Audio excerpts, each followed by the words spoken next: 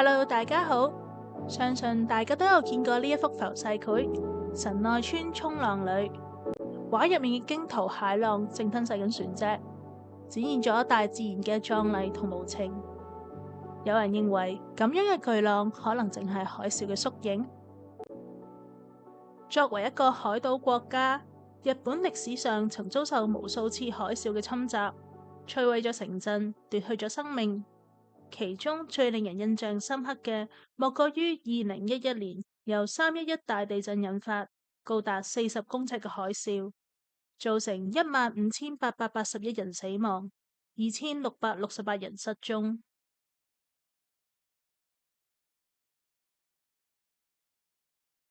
大規模嘅海嘯並唔止喺現代發生，千百年嚟，海洋一直以無法預測嘅方式塑造地球。甚至喺遙遠嘅史前時代，亦都可能發生過比311大地震更為驚人嘅災難。人類冇辦法親眼目睹史前嘅災變，但就可能可以喺琥珀裏面揾到線索。今日就同大家講一講喺日本北海道偶然間被發現嘅海底琥珀，究竟係點樣記錄一場史前災難，又為後世揭示咗乜嘢嘅真相？如果你對一啲平時你未必會留意，但係喺佢哋各自領域有好重要嘅發現有興趣嘅，歡迎你嚟到你又知唔知？喺呢度我會同大家分享一啲重要，但對一般人嚟講又好似冇乜用嘅發現。有興趣嘅不妨訂閱我嘅頻道。喺電影入面，琥珀封存咗恐龍嘅基因，成為令史前生物重返地球嘅關鍵。而喺現實世界，科學家喺琥珀同埋不幸被困喺裏面嘅生物身上，亦都獲得咗好多嘅知識。最近有研究更加提出，琥珀可能記錄咗史前海嘯嘅痕跡。首先，等我哋返到去白堊紀，一個恐龍稱霸地球嘅時代。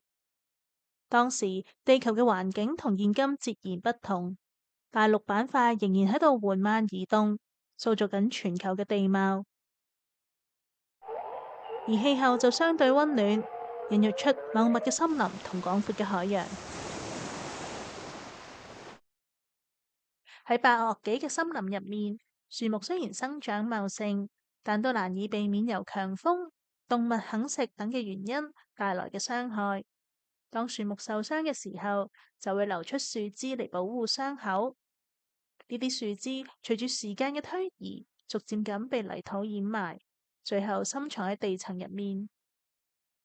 經過數百萬年嘅演變，呢啲古老嘅樹枝最終轉化為我哋今日所見嘅琥珀。嚟自日本嘅研究團隊喺北海道嘅一個砂礦沉積層入面，發現咗一種形狀奇特嘅琥珀。研究團隊喺紫外線照射琥珀樣本嘅同時，對佢進行拍攝。發現琥珀嘅結構呈現出火焰狀同球枕狀嘅形態，代表樹枝喺沉積嘅時候仍然好柔軟，並喺水流嘅影響下發生變形。呢啲琥珀可能喺水下嘅環境形成，因為同一層嘅沉積物入面既有變形嘅琥珀，亦都有保持原始形狀嘅琥珀碎片，而且琥珀內部嘅液體形狀發生咗變化。但裏面被封存嘅生物，好似細型嘅昆蟲咁，就冇受到影響。以上嘅現象顯示，呢啲樹枝當時係直接由森林進入咗海底，並且喺水下變形後沉積。而海嘯可能就係佢哋快速咁被運送到深海嘅原因。透過沉積層嘅分析，科學家揾到更多嘅證據，支持當時可能發生過海嘯。其中大量植物碎片顯示古代森林遭受嚴重嘅破壞，巨型泥土嘅碎片就或者嚟自海底嘅劇烈侵蝕。軟沉積物嘅液化同坍塌就表明沉積嘅過程異常快速。除此之外，喺大型浮木嘅樹幹裏面缺乏生物嘅鑽孔，表示佢哋喺極短嘅時間內被沖入海底，所以未經海洋生物嘅侵蝕。其他可能嘅自然現象，好似係風暴同洪水，雖然都可以將陸地嘅物質帶入海洋，但就唔足以解釋北海道琥珀沉積層嘅特徵。所以研究團隊認為海嘯係最合理嘅推測。另一方面，喺距離研究區域南方大概200公里嘅北海道中部，過去嘅地質研究記錄咗一處大規模嘅滑坡沉積層，其中包括長達3公里、厚達60米嘅淺海碳酸鹽岩塊。科學家推測呢啲岩塊係嚟自1.15億年前嘅白堊紀早期。當時西北太平洋最大嘅淺海碳酸鹽平台發生坍塌，導致巨型岩塊滑落至更深嘅海域，最終埋藏喺海底嘅沉積層。沉積物同化石層序分析嘅結果顯示，喺白堊紀早期發生咗毀滅性嘅地質災難，森林遭受破壞，大量樹枝同樹木被沖入深海。同時，淺海碳酸鹽平台坍塌，巨型嘅岩塊滑入海底，埋入沉積層。呢一系列嘅劇變，好可能係由大規模嘅地震同海嘯引發，唔單止摧毀森林同海洋嘅生態，仲徹底改變咗當時嘅地貌。呢啲研究成果由唔同嘅角度交叉驗證，進一步支持史前海嘯曾經發生嘅推測。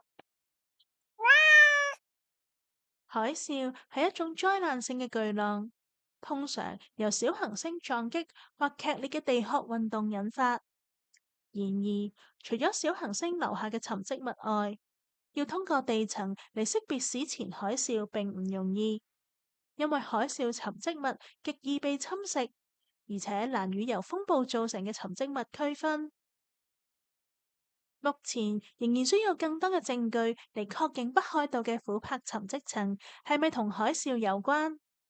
科學家對呢項假設提出咗質疑，好似係喺白堊紀樹枝接觸咗冰冷嘅海水之後，係咪仲會保持柔軟？此外，海嘯通常會影響大範圍嘅區域，因此有必要對琥珀礦床進行更深入嘅檢查，以驗證呢一項嘅推測。有關北海道琥珀嘅研究已經喺今年嘅5月15日喺 Nature 旗下嘅 Scientific Report 上面發表。呢項研究開啟咗琥珀喺地質研究上嘅新視角，或者喺未來可以為古海嘯嘅識別提供更有力嘅證據。今次嘅分享就到呢度。如果你鍾意探索呢啲比較少人留意嘅發現，記得訂閱我個 channel。另外，你有冇一啲想知但未必有人講嘅題材？留言話我知，下集再同你講新發現。